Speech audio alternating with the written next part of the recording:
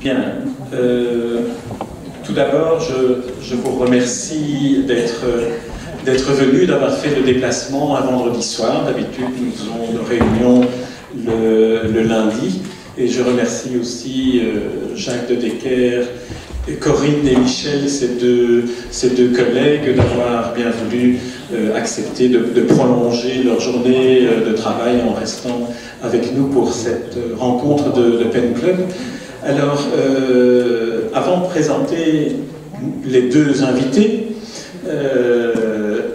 je voudrais vous présenter en quelques mots une des activités que Pen Club a pour vocation de mener, qui est d'essayer de faire tout pour que des écrivains prisonniers dans des pays comme la Turquie, la Chine ou d'autres pays soient libérés, ou que des pressions soient faites sur les gouvernements de ces pays-là pour que justice soit faite et que des écrivains comme Ahmet Altan, que nous avons adopté comme écrivain d'honneur, ne se trouve plus condamné à perpétuité pour simplement avoir fait allusion lors d'une émission de télévision à l'éventualité d'un coup d'État dans un pays comme la Turquie.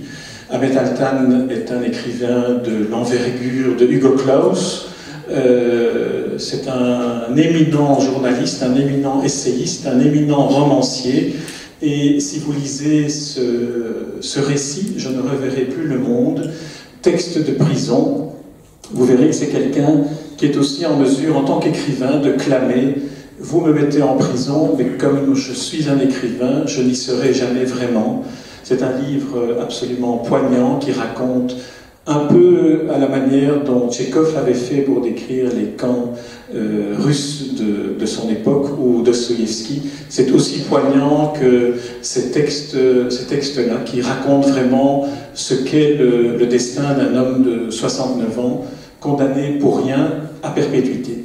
Et donc, à l'entrée de la salle, vous trouverez un petit document qui résume un peu ce que je vous dis maintenant et qui vous invite à écrire, soit directement à une adresse email, un courrier à Ahmet Altan. Certains des courriers franchissent les censures de l'entrée de la prison, et d'autres parviennent de toute façon à son avocat, et sont autant d'éléments qui peuvent soit l'encourager à tenir bon.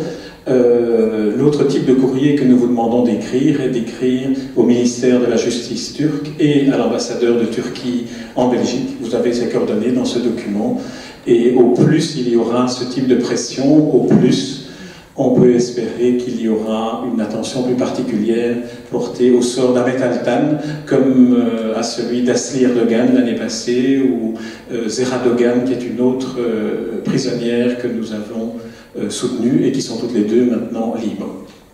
Alors, venons-en à l'autre objet de Pen Club, qui est d'organiser des rencontres littéraires au cours desquelles nous invitons des écrivains non belges. Et à ce titre, je remercie Charles Danzig d'avoir bien voulu accepter d'être l'invité de cette soirée, la dernière de l'année. Et je remercie aussi Jacques de Decker.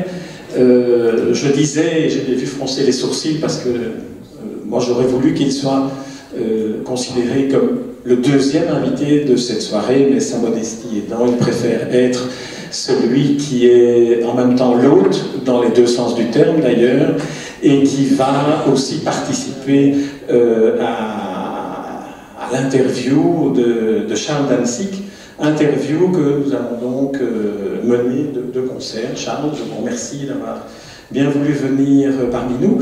Et j'ai une première annonce à faire déjà, un scoop, puisque à part Charles Danzig et moi, personne n'est au courant de ce que Charles Danzig a accepté de devenir membre honoraire de Pen Club Belgique. Donc il rejoint ainsi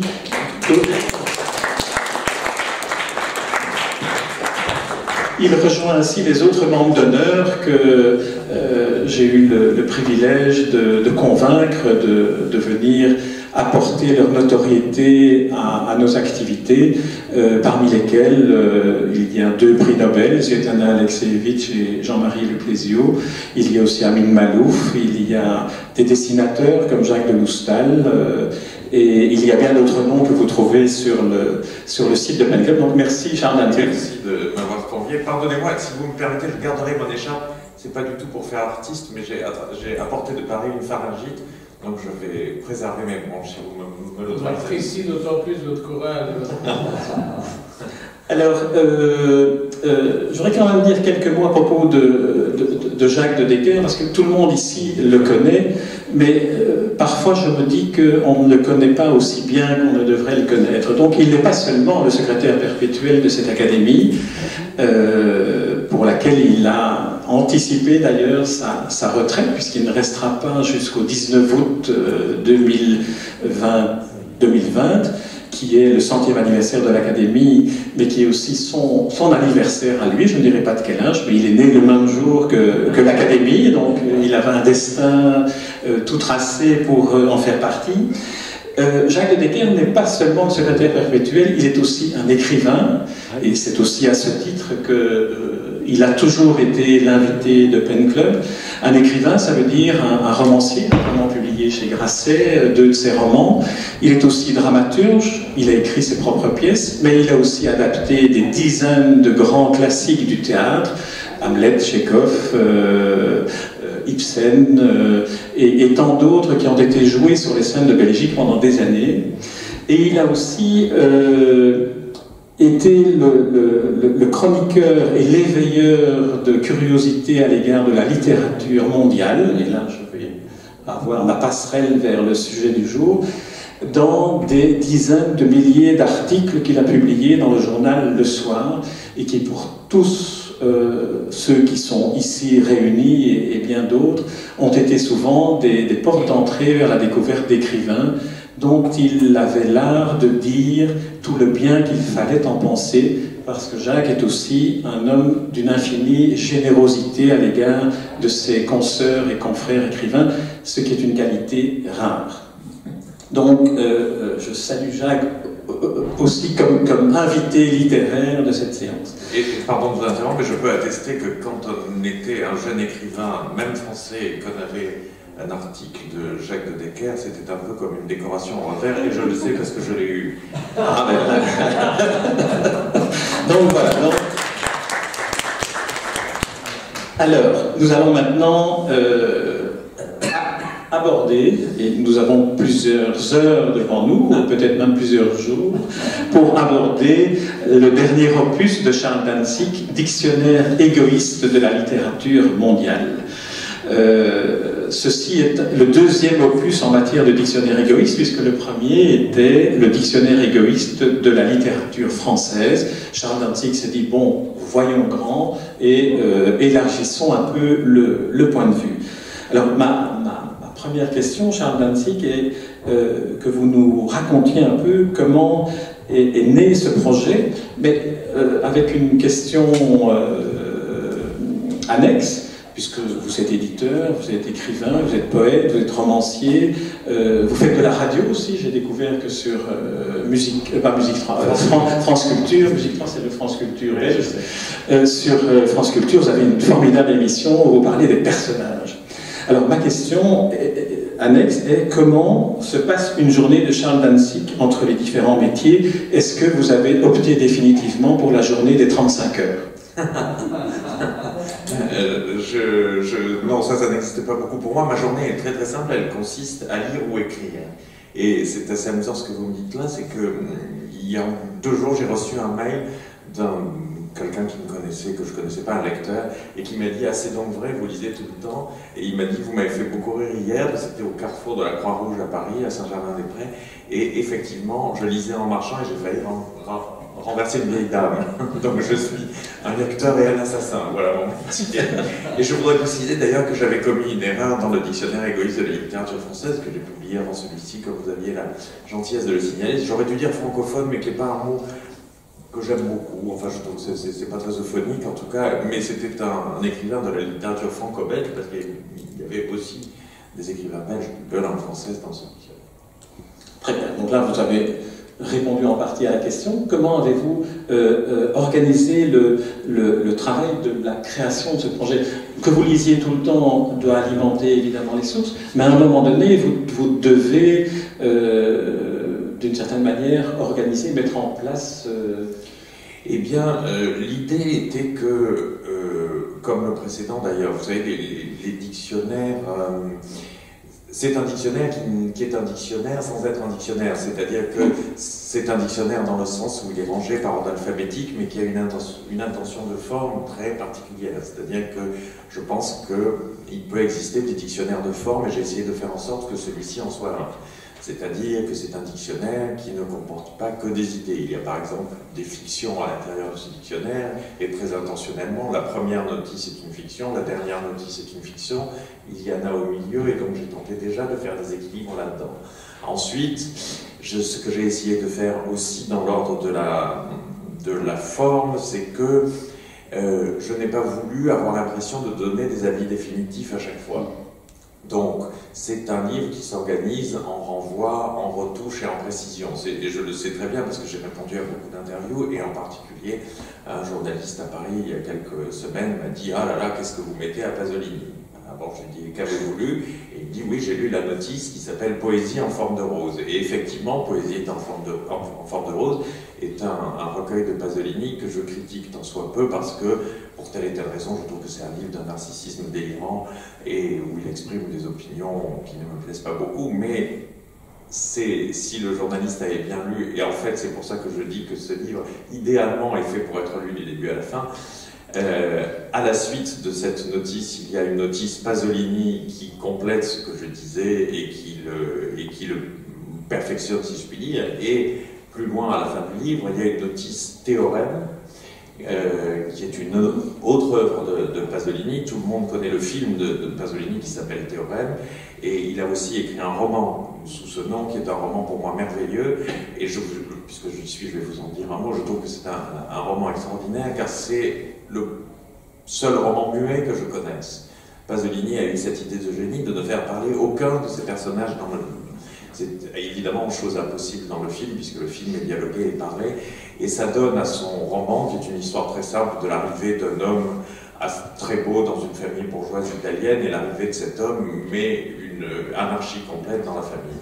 Et ça, le silence total de tous les personnages donne à ce livre de Pasolini l'aspect d'une fresque, un peu comme une fresque de Piero della Francesca, où tous les personnages seraient de profil les uns à côté des autres, et muets, et non moins évocateurs, comme quoi la parole ne suffit pas à être évocatrice. Et voilà comment, de retouche en retouche, un portrait d'un écrivain se fait, et si on ne lit qu'une des notices, c'est une lecture incomplète. Donc ça, c'était un des projets de l'écriture du livre.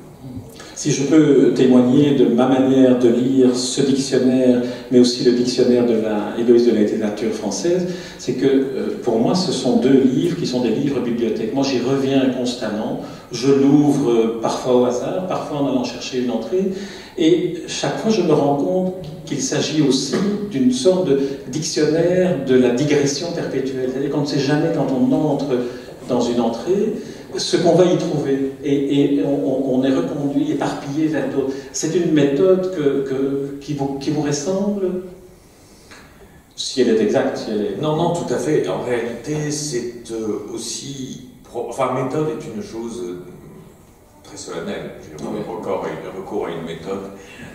Alors, effectivement, il y a de la méthode, mais il y a aussi parfois... Vous savez, moi, j'aime beaucoup ce qu'on appelle, avec parfois une nuance de dédain, les écrivains fantaisistes. Et je mets la fantaisie dans ce qu'il y a de plus haut dans la littérature, parce que la fantaisie, c'est pas simplement des jeux d'enfants et des amusements. Il y a de merveilleux écrivains fantaisistes qui sont les romantiques allemands. Il y a Max Jacob en France, qui est un merveilleux écrivain rempli de fantaisie, et qui est une chose qui est assez rare en France, parce qu'en France, vous savez, moi je viens d'un pays où un arbre n'est pas un arbre. Un arbre, en France, c'est une pyramide, c'est une croix, c'est, comme vous savez, nous avons perfectionné l'idée de faire des jardins qui ressemblent à tout sauf des jardins. Donc un arbre en France n'est pas un arbre, mais une pyramide, un jardin n'est pas un jardin, mais une allée où on doit avoir un aspect solennel, etc., etc.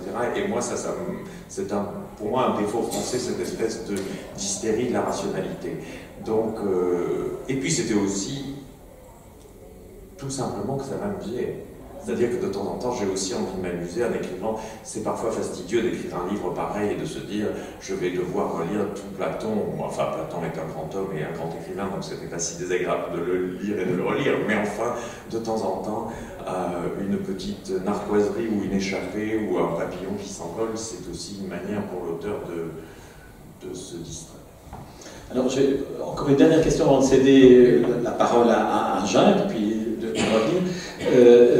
Nous sommes déjà vus à propos de ce livre et je vous avais interviewé déjà une fois. Alors, il y a une question sur laquelle j'aimerais bien répercuter ce que vous m'avez dit, ou une autre réponse. C'est comment avez-vous fait pour éliminer les 600 pages qui manquent, puisqu'il y avait 600 pages de plus dans le manuscrit initial. Qu'avons-nous dans ces 600 pages? Eh bien, c'est une des choses qui a été les plus compliquées, parce qu'évidemment, c'est un crève-cœur, parce que quand il a fallu faire... Le livre, là, tel qu'il est au maximum de sa capacité physique. C'est-à-dire, il fait 1300 pages et il était impossible d'imprimer en un volume plus de pages. C'était techniquement impossible, donc, grâce à Emily, il faut en couper. Il y en avait beaucoup trop, je m'en étais pas moi-même rendu compte. Donc, c'est déjà un crève-cœur de se dire... tiens, toi, petit chef-d'œuvre, tu vas aller au loin. Eh bien, c'était une question d'équilibre et de coupe. Donc, j'ai enlevé un certain nombre d'Italiens parce qu'il y en avait déjà beaucoup, et c'était des choses au fond injustes et que je préfère, auxquelles je préfère ne pas trop réfléchir, parce qu'il y a aussi une part d'arbitraire au bout d'un moment dans les coupes. Mais c'était nécessaire parce que l'écriture d'un livre, et d'ailleurs Jacques de Decker le sait très bien, de tout livre, que ce soit un roman, du théâtre ou un essai, l'écriture d'un livre est un combat, je pense. C'est-à-dire qu'il faut se battre avec son livre, qu'il y ait coupe ou qu'il n'y ait pas coupe. C'est-à-dire que, mais plus particulièrement peut-être dans ce genre de livre où on peut devenir fou et continuer à l'écrire pendant 30 ans, il y a un moment où l'écriture d'un livre est un combat et c'est le livre contre l'auteur. Mais je crois que tout livre est comme ça. Je ne sais pas ce que Jacques de Decker en pense, mais tout livre est comme ça. Eh bien, voilà une belle occasion de passer la parole à Jacques. Effectivement, c'est un livre donc, qui fait 1300 pages, qui pèse d'ailleurs 1,3 kg. J'ai vérifié cet après-midi, et qui n'aurait pas pu être plus gros pour les raisons que vous venez d'évoquer. Mais c'est un livre qui suit de très peu d'années un livre précédent qui avait déjà annoncé cette forme et qui m'avait terriblement impressionné. Et moi, ce qui m'intéresse quand je fais beaucoup moins de critiques qu'avant, mais quand je faisais la critique, c'était de repérer dans le quotidien l'histoire littéraire qui se fait. Et j'ai rarement eu cette impression. On a ça, j'ai fait ça pendant 30 ans, peut-être 20 fois. Mais un moment où je l'ai ressenti avec une totale certitude, c'était dans le dictionnaire égoïste à une lettre française. J'ai eu ce choc, vraiment très très fort. Ce à quoi je ne m'attendais pas, c'est qu'il était possible de faire en peu de temps ce dictionnaire-ci. Ça fait déjà 14 ans. Ah oui, je ne me suis pas rendu compte, c'est comme si le temps s'arrêtait. Un dictionnaire alors de la littérature mondiale.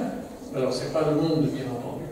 Mais ce qu'il y a d'étonnant d'abord dans ce livre-ci par rapport au précédent, c'est que vous arrivez à un degré d'intimité avec les auteurs que vous traitez, pas seulement parce qu'ils sont français. Vous parlez admirablement des Américains, des Anglais, des Italiens et d'autres encore, et d'une manière extraordinairement libre, personnelle bien sûr, pertinente, mais très très très libre. Et en ce sens-là, je suis sûr que ces livres-ci vont durer. C'est-à-dire que ce sont des livres qui vont, avec le temps, se faire de plus en plus d'adeptes et vont être, à un moment donné, considérés dans l'évolution de la perception qu'on a de la littérature, parce qu'on est en droit d'être un petit peu inquiet pour le sort de la littérature dans les décennies qui viennent. Pour les derniers vrais combattants de la littérature, ce seront des livres pivots, des livres vitaux, des livres de référence. Alors c'est extrêmement important que ça vienne de France, parce que la France est un pays qui a prétendu bouleverser la critique littéraire il y a encore quelques décennies. D'ailleurs, pour leur régler leur compte à ceux-là, dans un article merveilleux qui s'appelle Les Frôleurs,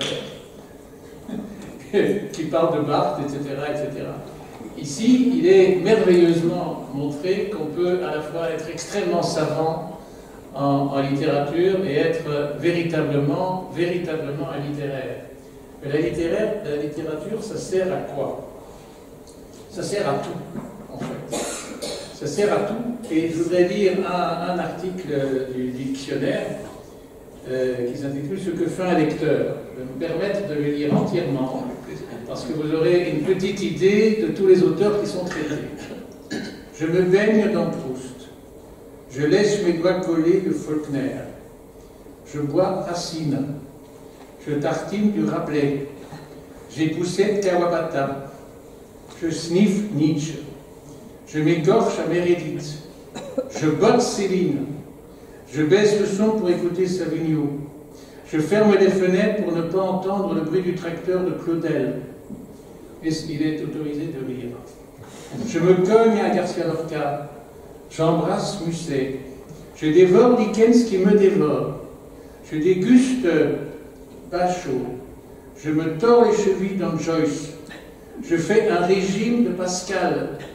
J'éclaire Wittgenstein. Il n'y a rien à voir. Je vole dans Heine. Je m'envole sur le dos de Shakespeare qui plonge dans les gouffres et repart dans le ciel. Je couche dans Platon. Je câline Musset. Je me fais câliner par Apollinaire. Je fais du surplace avec Montaigne. Je cavalcade sur Voltaire. Je tente d'attraper le pompon du manège Dublin. Je souris dans les branches avec Dickinson. J'écoute les calomnies de Hemingway sans en croire un mot.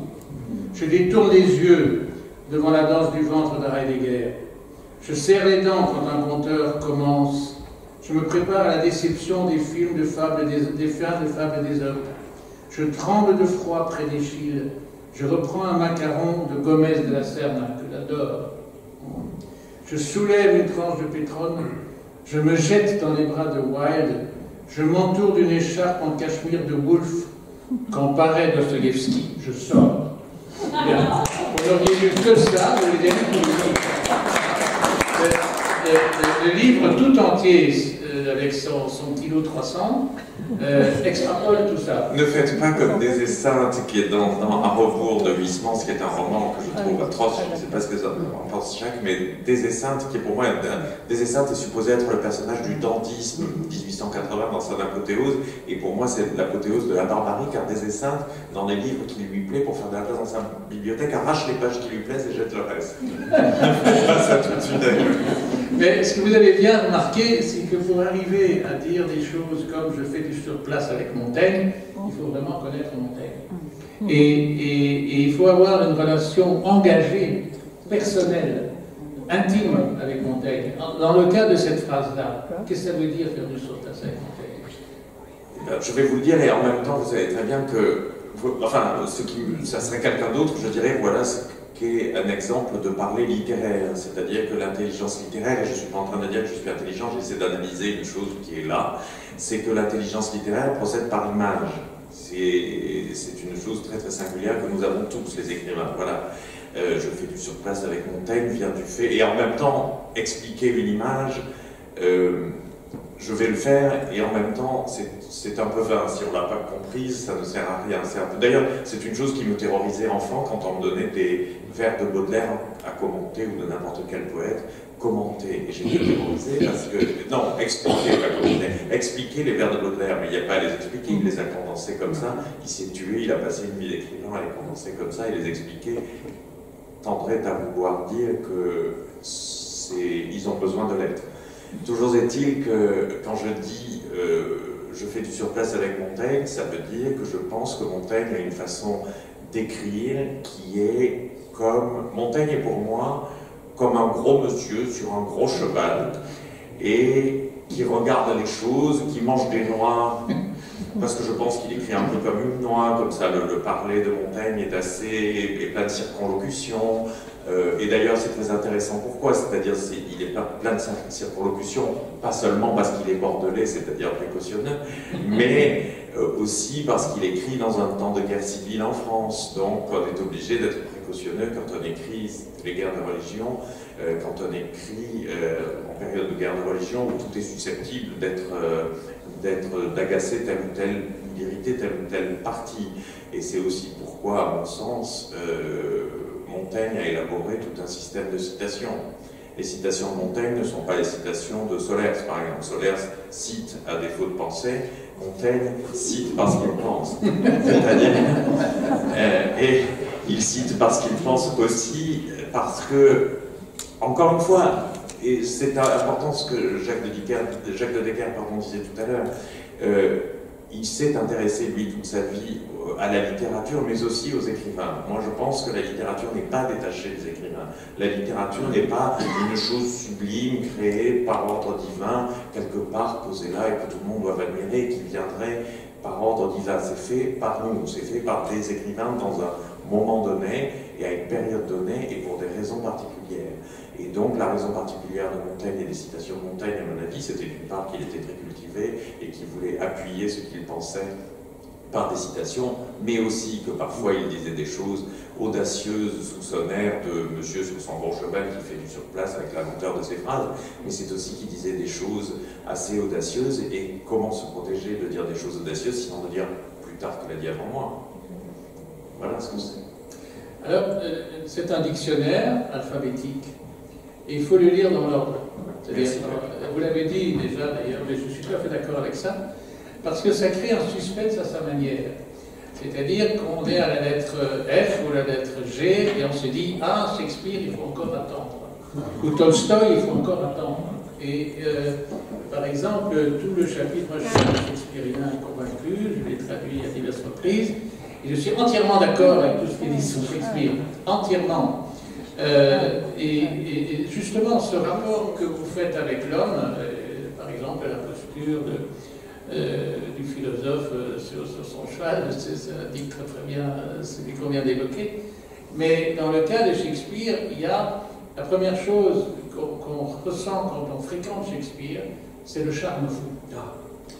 C'est quelque chose d'une fantaisie, d'une ouverture, d'une lucidité, d'une pénétration, d'une légèreté, tout à la fois. Et ce chapitre de Shakespeare, en plus dans lequel vous pratiquez l'anglais, donc vous donnez beaucoup de versions originales, parfois traduites, etc. C'est cette magie. Et parfois c'est étonnant, parce que, par exemple, moi j'ai traduit Jules César. Je ne suis pas d'accord avec vous, je pense que c'est une très bonne pièce politique, peut-être la meilleure qui ait jamais été écrite, ça c'est autre chose. Mais il y a une gravité sur Shakespeare, malgré tout. Il y a une gravité. Oui, c'est-à-dire qu'il y a chez lui cette élégance, cette politesse de ne pas nous accéder la gravité de ce qu'il a à nous dire. C'est pour ça que c'est un grand amuseur. C'est dans César, et c'est dans Jules César, sauf erreur. Ah non, c'est peut-être dans Antoine et Cléopâtre, non, ça doit être dans Antoine et Cléopâtre, mais qui est aussi une pièce historique. C'est les seules toutes petites réserves que j'ai sur Shakespeare, c'est précisément ces pièces antiques pour moi qui sont Jules César, Antoine et Cléopâtre et Timon d'Athènes, enfin toutes ces pièces-là, parce que on voit d'où elles viennent. On sait très bien que Shakespeare a lu, je ne sais pas ce que vous en penserez, mais que Shakespeare a lu Plutarque, et il me semble moins libre dans ces pièces-là, oui, parce que il réplique un modèle. Plutarque était un génie, c'était un des génies du monde, à mon sens, et on voit bien qu'il remâche une chose déjà mâchée. Et il me semble que ça diminue un peu son génie, parce que le génie de Shakespeare est dans une inventivité considérable et qui me semble plus bridé par le fait qu'il suive quelque chose qui a déjà été raconté avant lui. Mais ça ne l'empêche pas, dans Antoine et Cléopâtre, d'avoir la reine Cléopâtre qui dit « mes jours salades, my salad days », qui est une expression merveilleuse pour dire quand j'étais jeune. Et voilà pourquoi, si on se met à expliquer une métaphore, on ne devient pas lourd, mais mes jours salades, voilà, quand les feuilles étaient vertes, étaient tendres, étaient frisées, étaient jolies, c'est merveilleux. Et ça, c'est dans une pièce sérieuse. Et voilà aussi un grand fantaisiste, mais Jacques a raison, c'est le charme même. Shakespeare a tellement de charme qu'il rend le malheur adorable. Moi, j'ai voulu être un malheureux adolescent à cause de Shakespeare. C'était tellement beau d'être malheureux comme Shakespeare. Et je pense que d'ailleurs, une partie du romantisme français, en tout cas, vient de la lecture de Shakespeare. Et tous ces gens-là trouvaient une telle séduction au malheur que tout d'un coup, la mode a été au malheur à cause de Shakespeare. Mais je crois. Il y a l'adoration et il y a aussi la férocité. Par exemple, le chapitre sur Hemingway, il peut aller se cacher après ça. Il aurait dû. Oui, mais là aussi... Vous savez, on me dit parfois que j'ai la dent dure, mais c'est que la bête est féroce. Oui, oui. Vous savez, Hemingway, d'abord Hemingway, pardon, mais vous avez bien non, non, mais Hemingway peut supporter quelques rosseries que je dis. Il est prix Nobel, enfin où il a été, il vend énormément de livres, etc. etc. J'ai une règle, et dans le précédent livre c'était pareil, c'est que je ne m'en prends qu'aux écrivains qui, comme moi, qui savent se défendre. Qui savent se défendre. Parce que par exemple, si c'était produit dans le précédent dictionnaire, j'en ai le très vif souvenir. J'avais commencé à écrire une notice sur Nerval. Je n'ai pas une grande passion pour Nerval et j'ai commencé à l'écrire en me disant, et j'ai arrêté en me disant, mais Nerval ne t'a rien fait, c'était un pauvre garçon qui était malheureux et qui est devenu fou, et il n'y a aucune raison d'aller embêter Nerval, et ça n'a aucune importance, donc je l'ai laissé de côté. J'aurais bien aimé raconter que le pauvre chéri se promenait dans Paris à la fin avec une écrevisse en laisse, parce que c'est assez joli comme histoire. Mais toujours est-il que je ne m'en prends, comme dans le précédent où je m'en prenais à Aragon et Claudel, je m'en prends à des gens qui ont été d'une part très puissants et d'autre part qui se sont très mal tenus. Si je m'en prends à Hemingway, c'est principalement parce que je trouve que c'est de la collection Harlequin pour hommes. C'est-à-dire que pour moi, ça n'est pas un écrivain merveilleux, c'est un écrivain succinct, assez pauvre, et évidemment, comme il était bien en photo, qu'il avait une grosse barbe, qui tuait des animaux et qui pêchait des thons et qui prenait par la taille de la grand-mère, il fallait se taire. Donc, mais c'est un écrivain assez, littérairement pour moi, assez pauvre, c'était la première des raisons pourquoi je m'en prends à lui, et d'autre part, c'est parce que c'était un épouvantable bonhomme. Ce qui je crois se sent dans ses livres. Je dis toujours que si on faisait réduire les écrivains à la casserole, il resterait à la fin leur qualité, bonne ou mauvaise, essentielle. Je pense que si on faisait réduire Proust à la casserole, à la fin il resterait la bonté, une espèce de bonté un peu farceuse. Si on faisait réduire Hemingway à la casserole, il resterait l'amertume. C'était un écrivain amer et il l'a toujours été. Et il me fait penser à une phrase du journal de Jules Renard, où on ne sait pas de qui il parle, mais il dit il a été rendu amer par le succès, dit Jules Renard. Et ça existe, ça. Je pense que d'ailleurs Hemingway était amer de naissance. Quand sa nourrice est arrivée, il a dit ce lait est aigre. Il était comme ça, il était amer, il a passé son temps à dire des horreurs sur tout le monde, outre d'écrire des romans, à mon avis, assez maladroits, où le narrateur est toujours un grand séducteur poilu, qui est à la fois militaire, un torero, un tampeur de femme, enfin c'est assez puéril. Et en dehors de ça, par exemple, quand il y a eu des attentats, comme vous savez, la Belgique a eu les siens, nous avons eu les nôtres en France il y a 2 ou 3 ans, et à l'occasion des attentats au Bataclan, il y a eu beaucoup de morts. Le jour même, une blogueuse, puisque maintenant nous sommes à la merci des blogueurs et blogueuses, a dit « Lisez français, Paris est une fête », et Carl Hemingway a résumé ce qu'était Paris dans ce livre, et bien c'est assez amusant parce que Paris est une fête, d'abord n'est pas le titre français, en français, le titre américain est A Movable Feast, c'est mieux d'ailleurs, une fête fluctuante, une fête mouvante, et c'est l'éditeur français qui est Gallimard qui a appelé ça Paris est une fête, ce qui est une très bonne idée commerciale. Je présume que l'éditeur chinois a appelé ça Pékin est une fête, l'espagnol Madrid est une fête, et surtout ce qui est très amusant, c'est que ce livre qu'on nous vante comme étant voilà, la réconciliation nationale brillante de la France, l'affection universelle, est un livre rempli de saleté sur tout le monde. C'est un livre où Hemingway, par exemple, dit des horreurs sur Gertrude Stein. Il dit des horreurs sur Scott Fitzgerald, à qui il devait tout. Il devait à Fitzgerald son premier agent littéraire et son premier éditeur. Et Fitzgerald avait lu son premier livre et l'avait corrigé très généreusement. Et tout ça pour avoir Hemingway qui ricane après la mort de Fitzgerald, car c'était un faux courageux du vivant des gens, il ne les attaquait pas.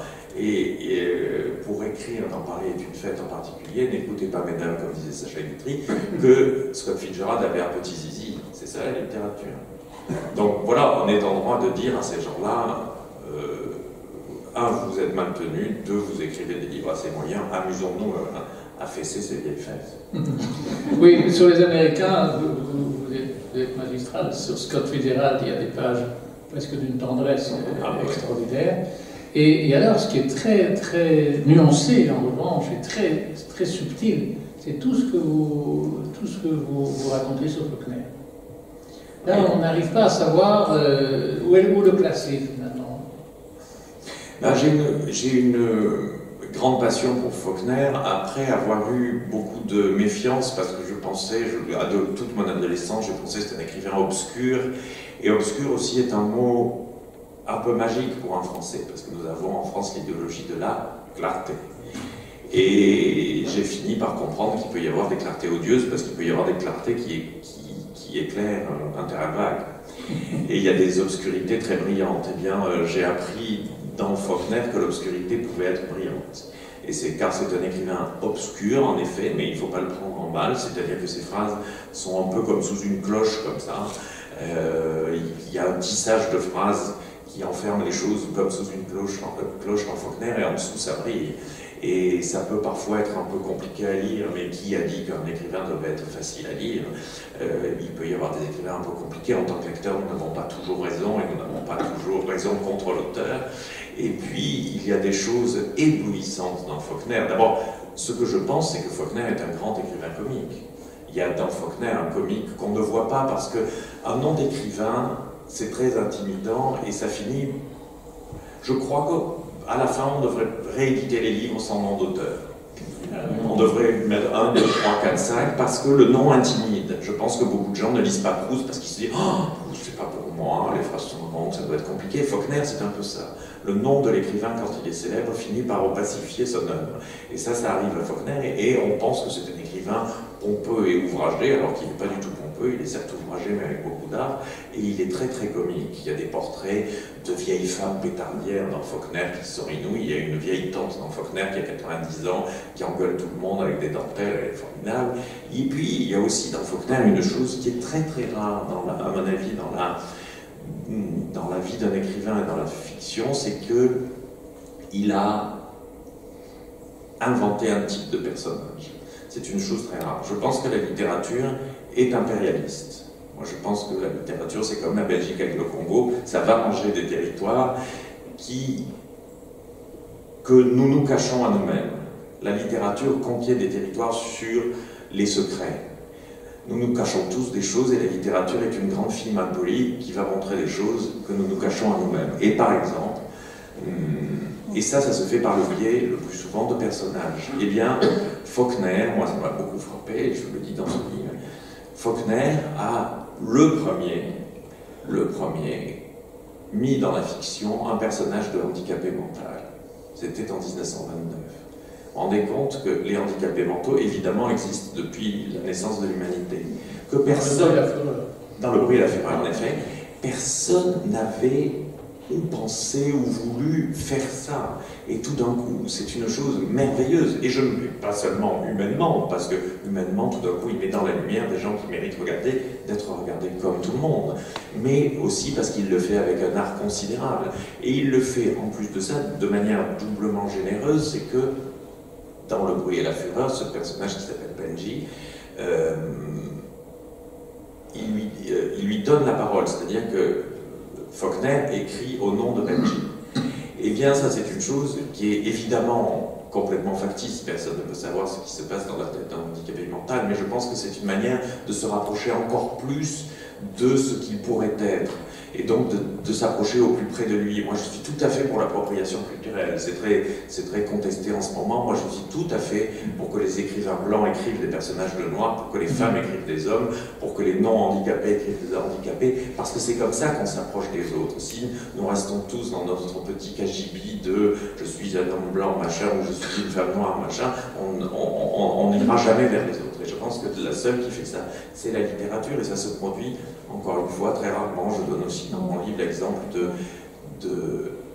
des serfs, des esclaves. Le servage n'a jamais été décrit, il n'y a eu aucun personnage de serf jusqu'à Tourguenieff, dans un roman de 1854, si je me rappelle bien, et personne ne les avait décrits jusque-là. Tourguenieff écrit un roman où des serfs sont montrés, et tout d'un coup, les dames de la cour de Pétersbourg disent « Ah mon Dieu, c'est ça, mais comme nous avons été cruels !»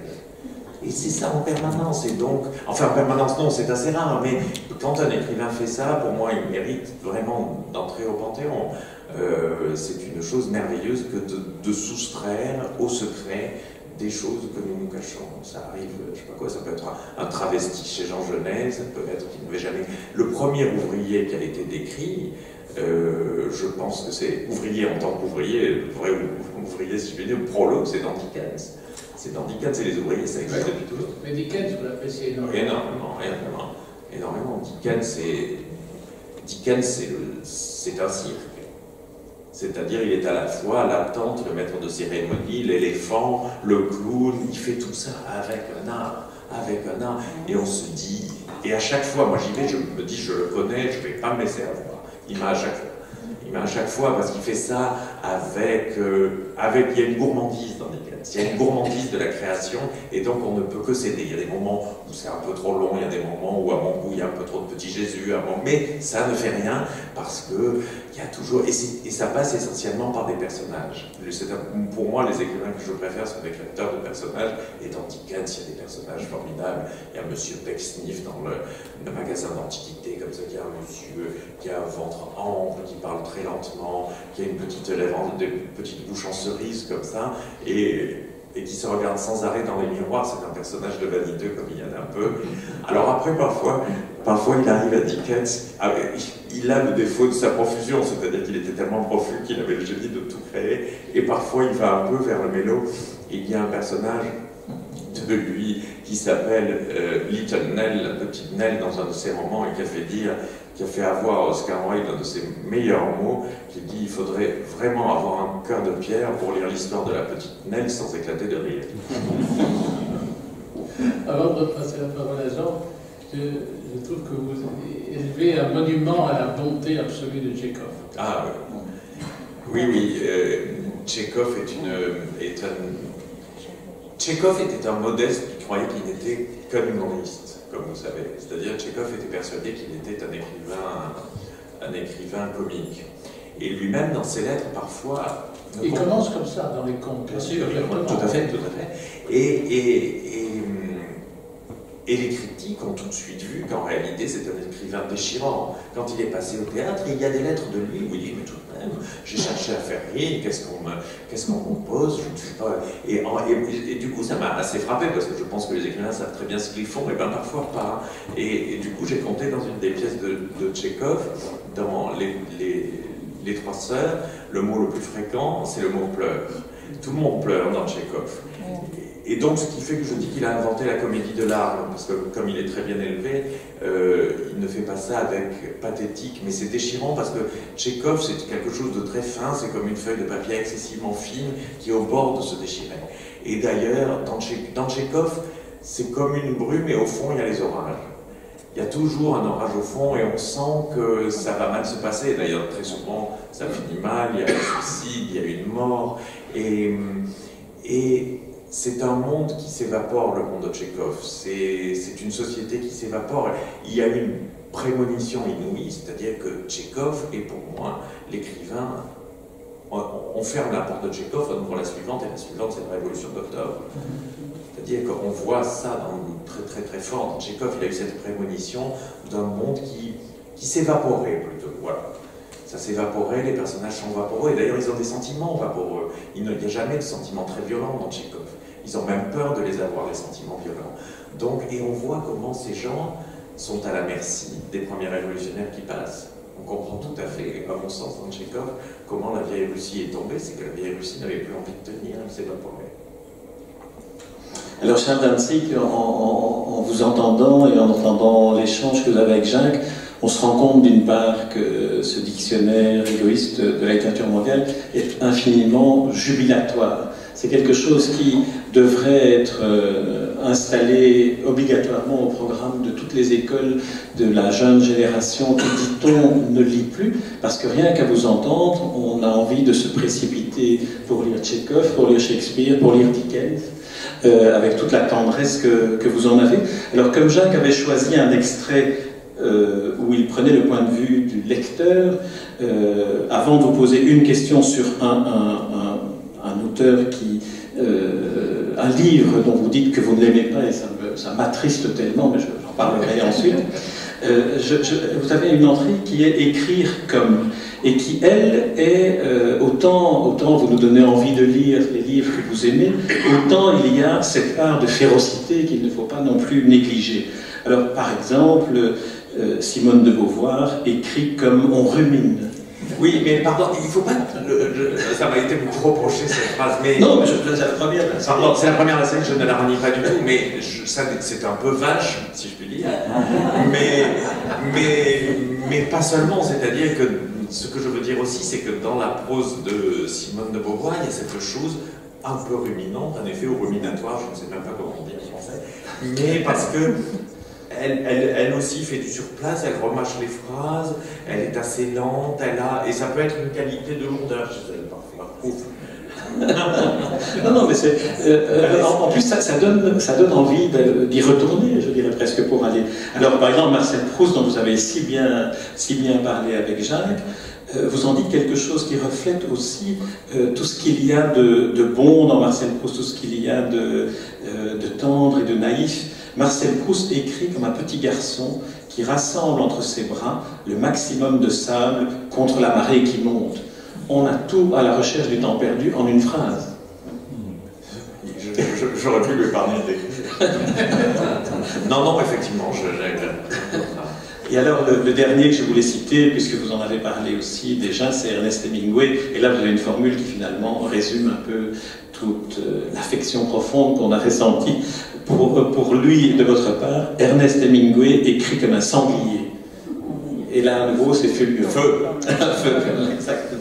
Alors, la question que je voulais poser sur ce livre dont je découvre que vous ne l'avez pas aimé, que vous n'êtes pas arrivé à le lire et que je ne comprends toujours pas, même si je vous ai déjà posé la question une fois, c'est Don Quichotte.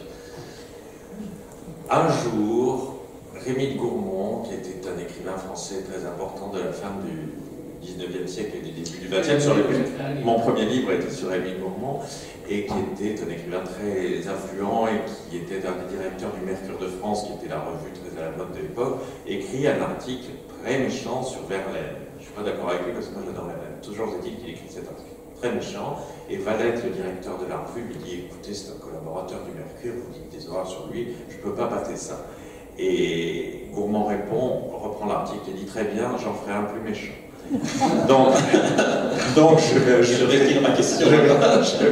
Non, j'ai essayé. En fait, cet article est là pour prouver que je suis un bon garçon, l'article sur Don Quichotte, parce que j'ai essayé de lire Don Quichotte une fois, deux fois, trois fois, quatre fois. Et à quatre fois, j'ai décidé que ma vie était trop courte, que je ne pouvais pas. Parce que ce que fait un lecteur, vous savez, ce que vous faites, ce que nous faisons en tant que lecteur, c'est une chose qui peut être très égoïste parce que nous lisons et nous nous accaparons pour notre plaisir et parfois pour apprendre des choses, mais aussi nous faisons une chose très généreuse, c'est que quand on lit un livre, on donne quelque chose à l'auteur, c'est notre temps. On commence un livre à la page 1 et on le finit à la page, mettons, 1300, mais à la page 1300, on s'est approché de la mort. Donc on a donné notre temps à un lecteur, donc on a un auteur, donc on a aussi le droit parfois de se rebeller contre le temps qu'on reconnaît. Moi, enfin, il y a aussi une chose, c'est que je n'aime pas le roman picaresque, le picaresque en soi, ça n'est pas l'inventeur, puisqu'il a presque même le fossoyeur, mais le roman picaresque est pour moi une manière de ricaner des malheurs. C'est des choses très très caractéristiques du picaresque, c'est que évidemment les miséreux sont toujours en mourir de rire, c'est que les pauvres doivent être battus, c'est que les femmes borgnes sont des motifs d'hilarité, c'est que la laideur, enfin c'est pour moi un type de roman qui est d'une méchanceté profonde. Don Quichotte est pour moi un roman qui a été très pénible à lire parce qu'en fait pour moi j'ai du mal à voir autre chose qu'un dessin animé pour petits garçons dans le Don Quichotte. Et par-dessus marché, et puis je ne sais pas si, enfin j'en ai lu au maximum 140 pages, 4 fois 140 pages, on va multiplier, ça fait 500, mais pour moi, ce que j'ai lu de Don Quichotte, je vois dans ce personnage un ange. Pour moi, Don Quichotte est un ange, et les 140 pages que j'ai lues, Cervantes passe son temps à ricaner, à se moquer de lui parce qu'il a des idées chimériques, mais c'est merveilleux les chimères. Le type qui se moque de quelqu'un qui a des chimères est un notaire. Enfin, est un monsieur qui est un gestionnaire qui fait des comptes, qui fait ses petites piles dessous et qui dit « Oh, c'est pas sérieux ». Évidemment, je préfère le personnage à l'auteur.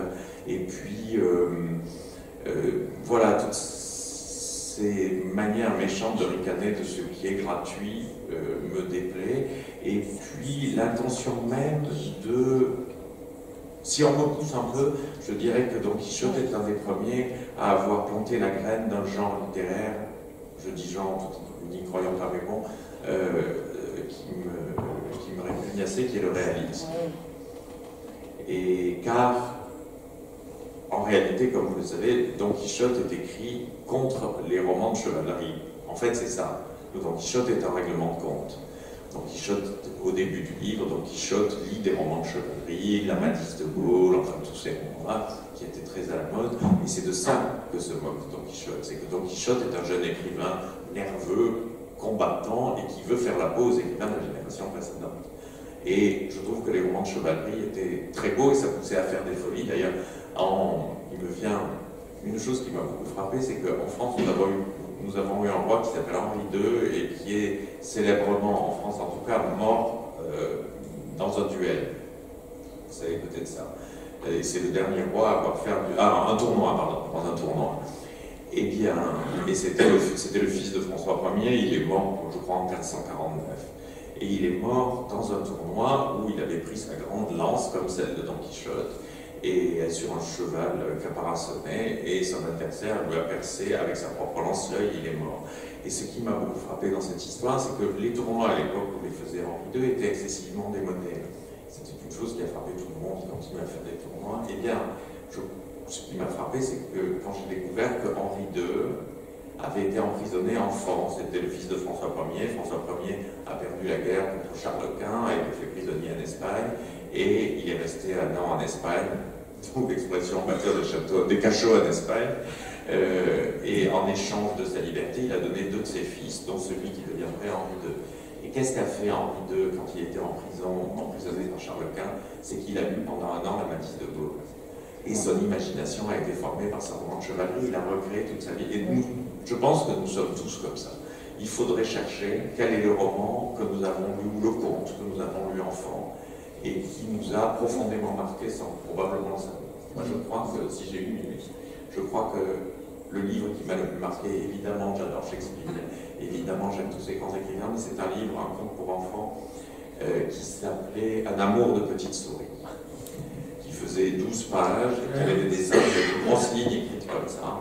Et j'adorais ce livre, et Un amour de petite souris était l'histoire d'une petite souris qui était fille de très bonne famille et qui tombe amoureuse d'un souriceau qui n'est pas de sa condition, qui est mal né, ses parents s'y opposent. Et déjà, j'aimais Roméo et Juliette sans le savoir.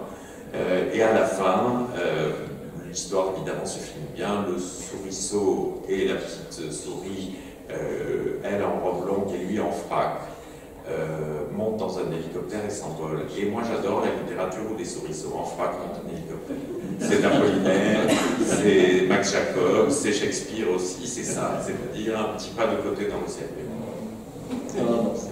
C'est tout à fait formidable. Alors, ma dernière question, comme ça nous aurons le temps après de faire des signatures et que chacun puisse bavarder avec vous autour des livres qui sont proposés à l'entrée, est une question qui en même temps est une préoccupation qui se répercute souvent, notamment au sein des centres PEN, qui est quelle est la fonction de la littérature d'une part, et d'autre part, est-ce que le fait que de moins en moins il n'y ait de lecteurs de littérature, de lecteurs de romans, de lecteurs de poésie, de lecteurs ou de spectateurs de théâtre, est-ce que ça n'appauvrit pas la capacité que nous avons d'entrer en empathie avec l'autre, d'admettre la différence, d'ouvrir à la tolérance? Alors, quelle est votre position à vous, à la fois comme éditeur, donc comme acteur de l'industrie du livre, comme poète, comme auteur, et aussi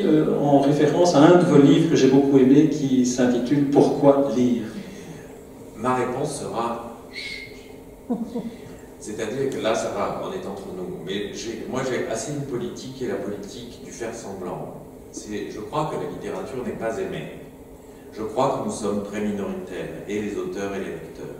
Je crois qu'il est miraculeux qu'on ne mette pas les poètes au pilori et qu'on ne porte pas les dramaturges et qu'on ne fusille pas les romanciers. Car je pense que la plupart, Je suis peut-être paranoïaque, mais je suis comme ça. Je pense que la littérature n'est pas aimée, que les écrivains sont méprisés. Nous sommes des gens foutres, on est payés à rien faire, pendant que les gens font des choses sérieuses qui consistent à être général, banquier, je ne sais quoi.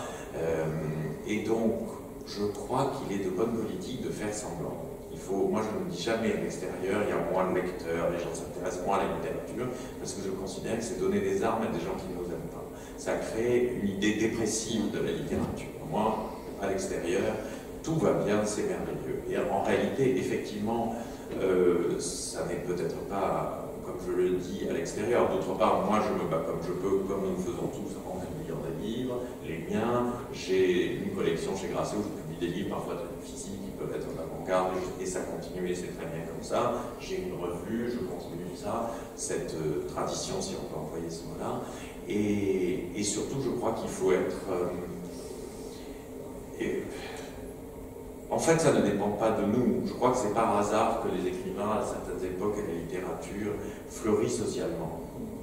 J'ai la chance d'être natif d'un pays où la littérature a une existence sociale très forte. Un écrivain en France, je ne sais pas en Belgique, mais un écrivain en France a une existence sociale en dehors de la littérature. Ça se voit au fait que des maîtresses de maison qui ne connaissent rien veulent avoir un écrivain à leur table. Ça se voit au fait que d'anciens présidents de la République, plus ou moins cultivés et plus ou moins intelligents, décident d'écrire des romans. Je suis tout à fait pour. Je suis tout à fait pour. Moi, que Giscard d'Estaing écrive des romans grotesques, mais d'abord, ça me fait plaisir parce qu'on se dit, il n'est pas si intelligent qu'on ne l'aurait pas fait à 50 ans. Et d'autre part, ça veut dire aussi que pour ce monsieur si pompeux et si fat, eh bien, la littérature est une chose supérieure à lui. Voilà. Il a un surmoi qui lui dit, oh, romancier, c'est mieux que président de la République. Ben, moi, je suis tout à fait pour ça. J'ai toujours regretté que mon idole, la reine Fabiola, n'écrive pas un recueil de poèmes.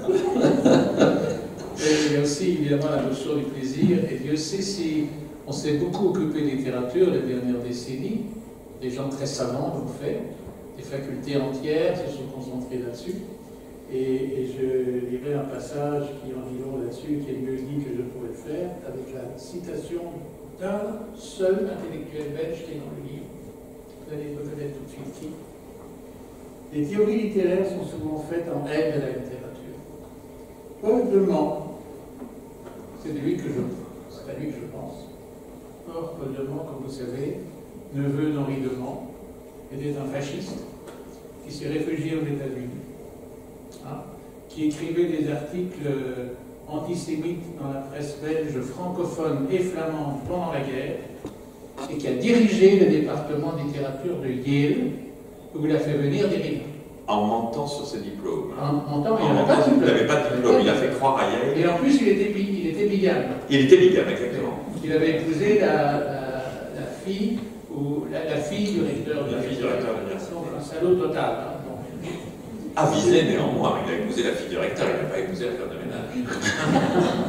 Donc les théories littéraires sont souvent faites en aide de la littérature. Paul-Demant, disant que la littérature est la continuation d'une impersonnalité, c'est un impuissant qui se venge.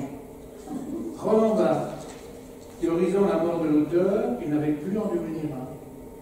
Il arrive que des théories soient faites qui servent à justifier les incapacités de leurs auteurs. L'écriture blanche de tels romanciers contemporains, par exemple, je ne sais pas, c'est bien incapable d'en avoir eu de bleu, de rouge ou d'orange. La littérature, ce sont des flèches et des manèges. La littérature, c'est à propos de rien. La littérature, c'est l'écrit des muets. Tout ce qui ne parle pas et espère être dit, il est naturel que la bienséance s'y oppose. C'est magnifique. Je re-signe.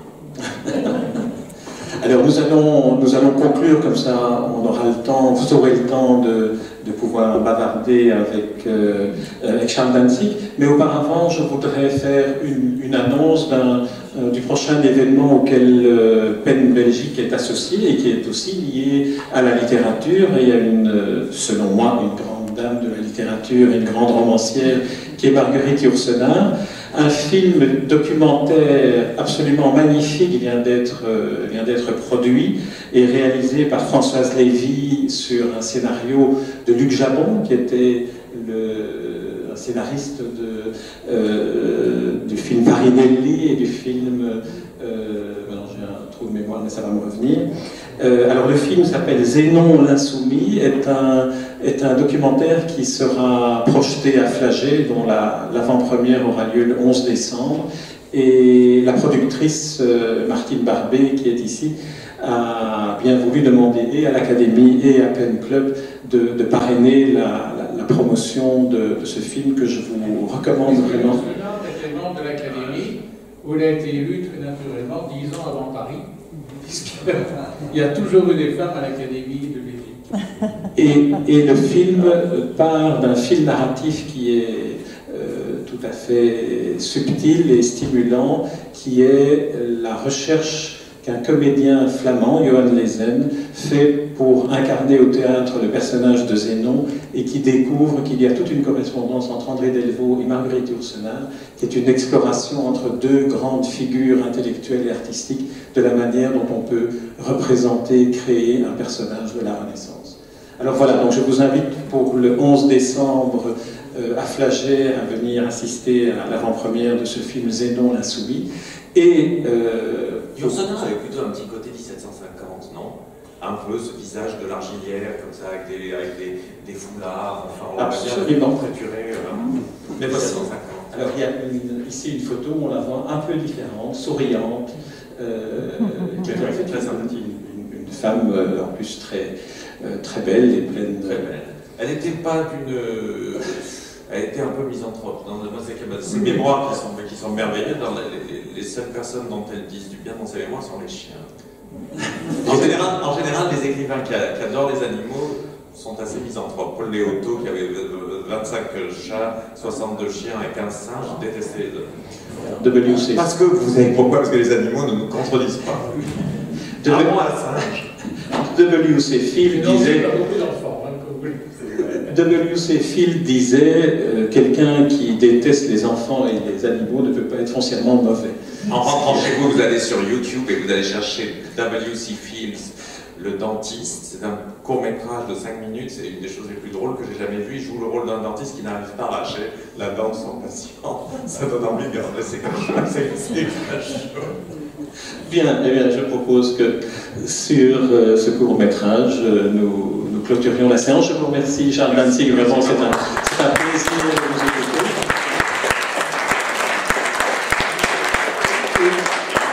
Je remercie aussi Jacques Becker qui a une fois plus fait la démonstration que lorsqu'on le met en présence d'un écrivain, nous sommes tous élevés à un niveau supérieur d'appréciation de la littérature et de l'envie de lire. Merci.